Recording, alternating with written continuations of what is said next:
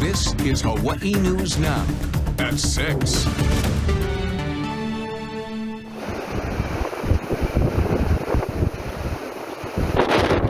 First tonight at 6, a high wind warning is in effect for parts of the state, along with a high surf warning for east shores. The gathering place is getting the strongest winds tonight. Fire crews work to secure a loose roof at this home on Kapi'olani Boulevard. The strong winds also snapped this tree along Likelike Highway, and it came crashing down on a car. The downed utility poles crashed down on drivers in Kalihi.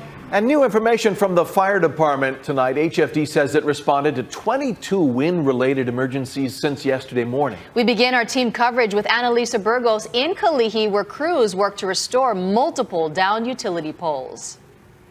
It was a mess here on Kokea Street between King Street and Dillingham Boulevard, where powerful winds knocked down 5 utility poles and power lines. It shook up drivers, but luckily no one was injured. It looked like a scene from a disaster movie. A big gust of wind came and I saw this pole right here just slowly come down, and then the cables were up against my side window, and I put it in park. I grabbed my key and I opened the door and I jumped out the passenger side. I wasn't sure if you know, the wires were live. Falling poles and power lines on Kokea. Eric Markham's truck buried in wires. Shige and his wife were in front of Markham's truck. What were you thinking when the pole came down? You saw that crashing onto the car in front of you. Well, it was just scary, I expected it, right? It was just scared.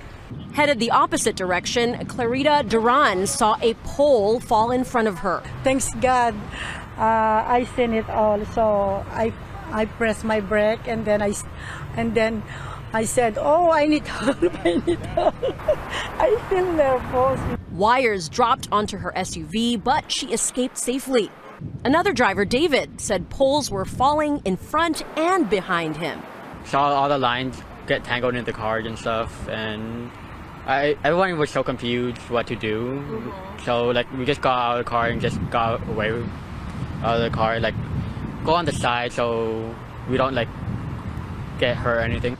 The downed lines cut power to nearby businesses and intersections, slowing traffic. Police officers helped stranded drivers, while Hawaiian Electric crews worked to remove cars from the mess. On the Likelike Highway, gusty winds also wreaked havoc. One person was seriously injured when a tree crashed onto the Kaneohe-bound lanes just before the tunnel. And in Makiki, a downed pole knocked out power to roughly 70 customers. Near Diamond Head, city workers removed a tree that fell on Kalakaua Avenue. Workers here tell me that it could take a few more hours before the street is opened up to the public, but they are working to get those new poles back up. Reporting in Kalihi, Annalisa Burgos, Hawaii News Now.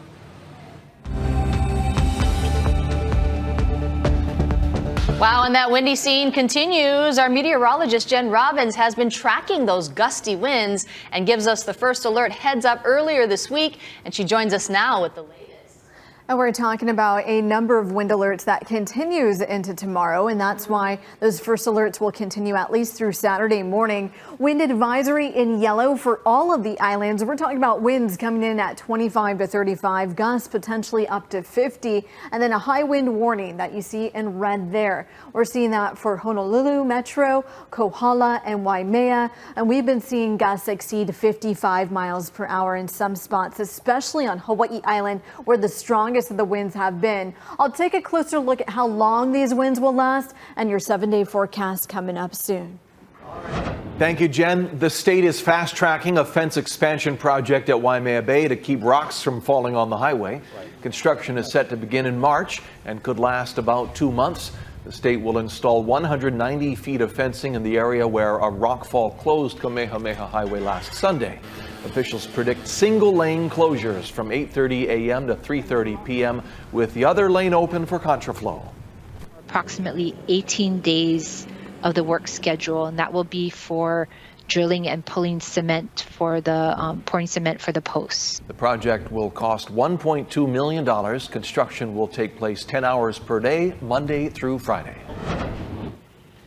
The medical examiner has identified 78-year-old Yoshiko Gano as the woman shot and killed in Monday's murder-suicide in Makakilo. Police believe 80-year-old Alan Gano shot his wife and then took his own life at their home on Nohona Street. Police found a second car that was stolen from a used car dealership in Kalihi, but 3 vehicles are still missing and no word of arrests. The owner says police found the car in Kaka'ako overnight. Inside, a torn envelope to a $25 Visa gift card, a Ross price tag, and a marijuana joint. On Tuesday, burglars broke into the car dealership and stole more than 100 keys and 5 cars.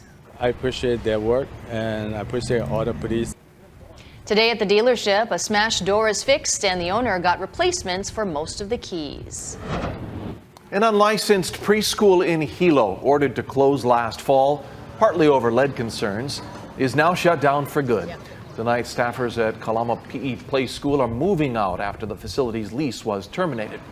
The closure comes despite tremendous support from parents, even a push from the judge overseeing the case. But the state said it needed more evidence the school was safe. Investigative reporter Allison Blair tells us who made the final call to close.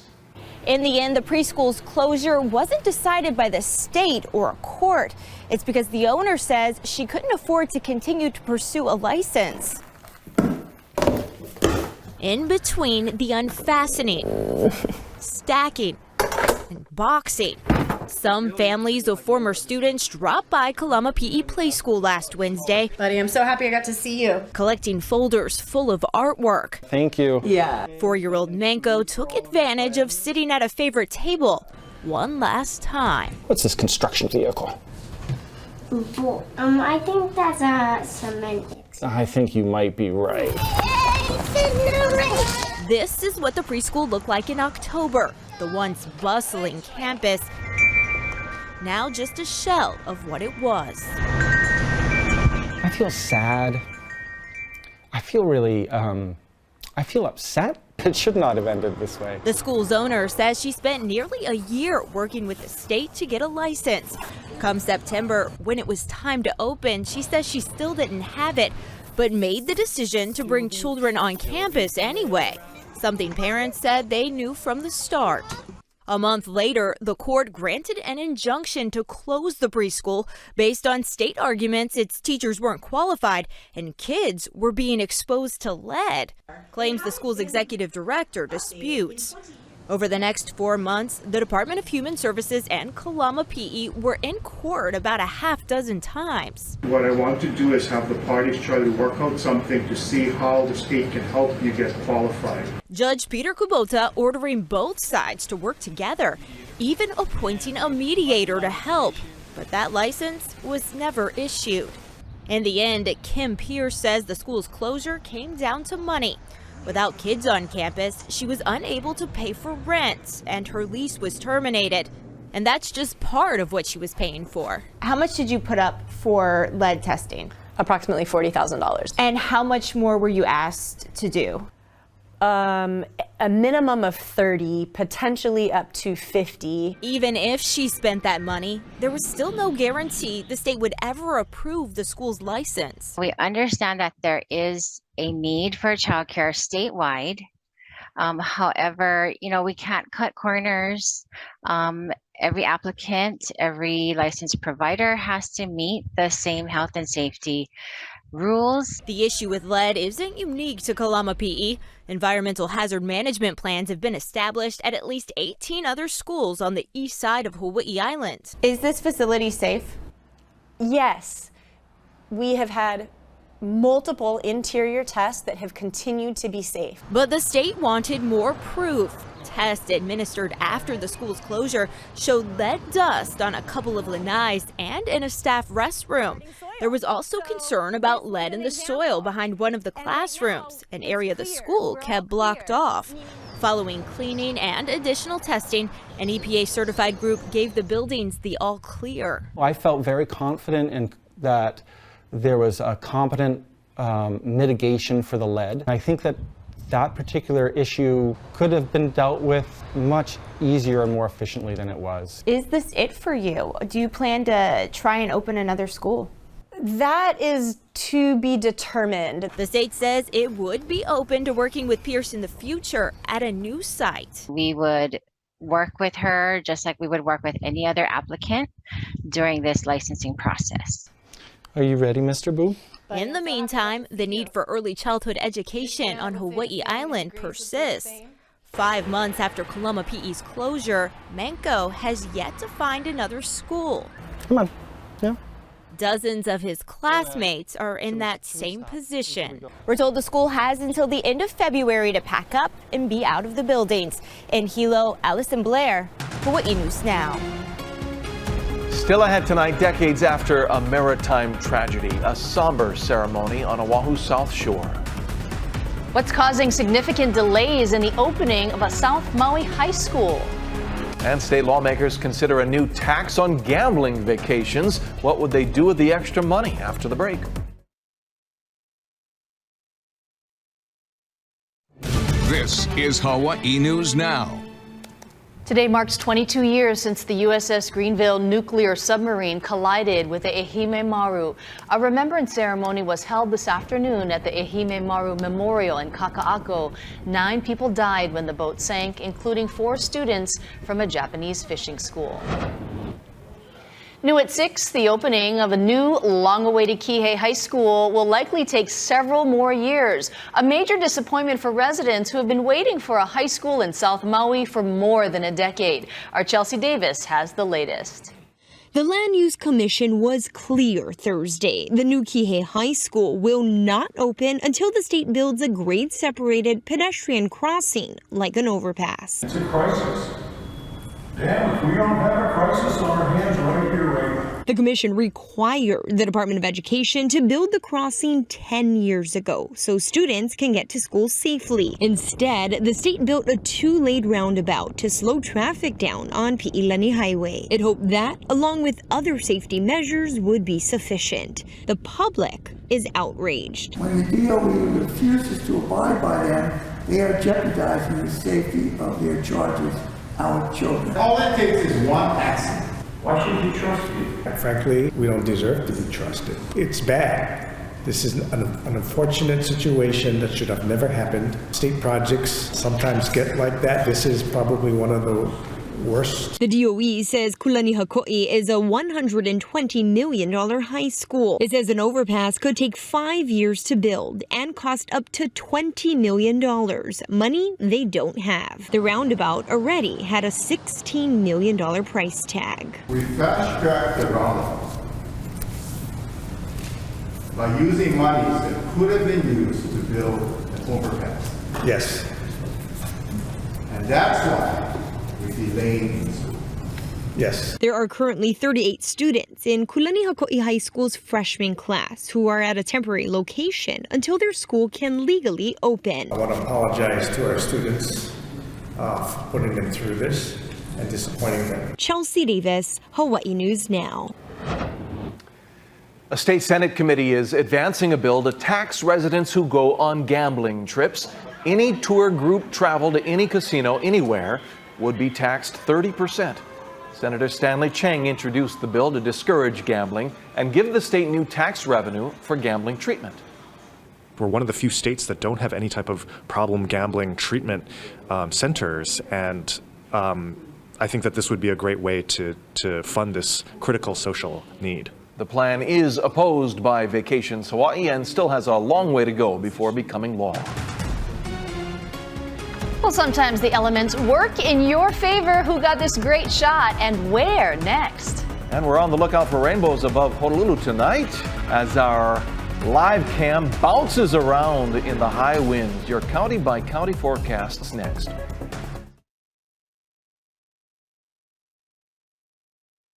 Now, First Alert Weather with Chief Meteorologist Jennifer Robbins.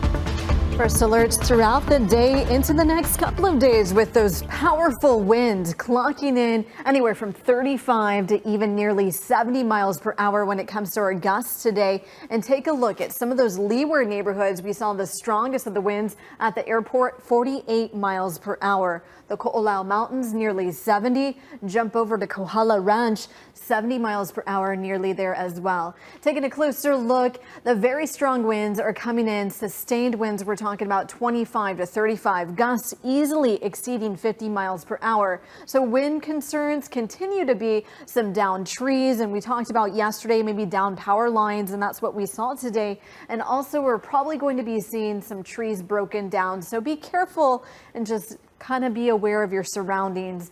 As we go into the nighttime hours, we'll see the strongest of the winds over those leeward neighborhoods yet again. Taking a closer look at the setup, the mountains play a big role in all of that.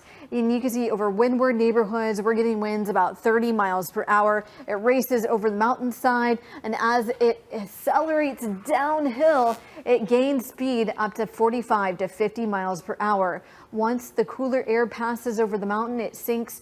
And the strongest winds are actually going to be over those leeward neighborhoods. And you can see 37 miles per hour right now at the airport. Things are backing down ever so slightly over Maui County, but still breezy. And that's why we have a number of wind alerts up, including for surf. We're talking about a high surf warning. You don't see that every day on east facing shores, and that's all wind driven at 10 to 15 there, 6 to 8 on north facing shores, 4 to 6 on the west side, and 1 to 3 in town. Area of high pressure, that's the reason why we're seeing the strong winds, and it's causing what's called a tight pressure gradient, funneling in all of those clouds and also winds right on top of us. We will be seeing an uptick in showers, especially over the far eastern end of the state. Notice we're in the purple and the red. That brings us to 30 to 50 miles per hour. As we go forward in time, more splashes windward in Malka for Saturday morning over the eastern end of the state, and then we'll likely be seeing the winds relax ever so slightly back down to yellows and oranges, and that brings us to 25 to 30 miles per hour. Heavier showers in the forecast, and wanted to give you a first alert heads up for Sunday morning, especially Maui County and Hawaii Island. We could potentially see some flooding according to the weather model there, and that could bring us persistent rain that could cause some trouble. And for the rest of us, really quick moving windward Malka showers into the night, about 73 to 85 degrees. So now lighting up in red Friday into Saturday morning for the winds, and then Sunday a different occasion. That's due to the heavy rain over East Hawaii. And we will be seeing some pop-up showers on the islands, but you can see very windy conditions and maybe some stormy weather for next week. So keep it tuned here, your first alert team. All right, hold on, Jen. Thank you. Well, new at 6, a rare sight over Kauai. Mother Nature added a little flourish over the Waimea Canyon. A complete double rainbow from high above the canyon. A field crew with DLNR's Division of Forestry and Wildlife recorded this video. NASA says a full rainbow like this is an optical phenomenon known as a glory, and it's only visible when not interrupted by the horizon. The DLNR crew says this one stayed with them for miles.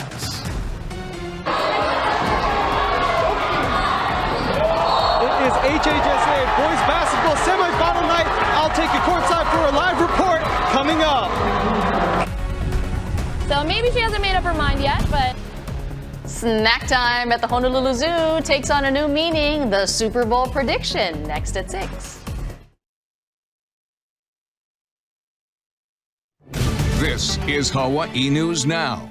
The semifinals of the high school boys basketball tournament are underway tonight. 4 Division I teams are vying for 2 spots in the title match. Our Kyle Chinnen joins us live with more. Kyle. That's right, guys. Aloha from Wanaloa High School, where the HHSAA D1 Boys Basketball Championship finale will be decided. We got 2 games going tonight, starting on the game going right now as the reigning OIA champions Campbell are taking on Marinol. So they are in the 4th quarter with 55 seconds left to go. Campbell is leading it 32 to 31, so it is a close one here in Salt Lake.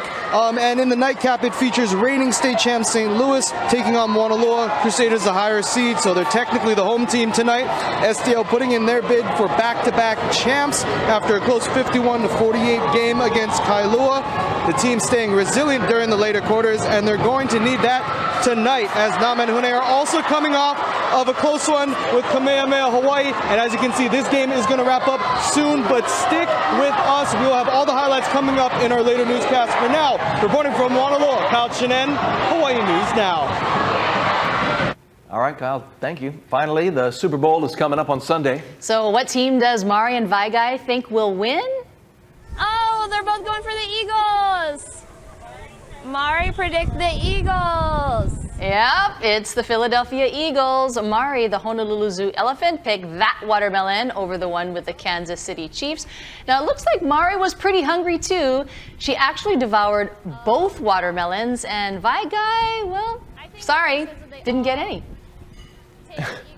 What's up with that? I don't know.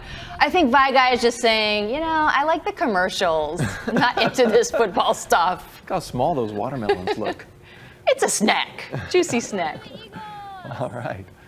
Well, it's going to be kind of crazy with the weather for Super Bowl, so hang on over the weekend. Yeah. If you got rabbit ears on your TV. Rabbit ears? Yeah, they're still a thing. Yeah, they are definitely still a thing. Make sure they're good, right? With the Hawaii News Now mobile app, breaking news is in the palm of your hand. Sponsored by King Windward Nissan in Kaneohe. Visit KingWindwardNissan.com.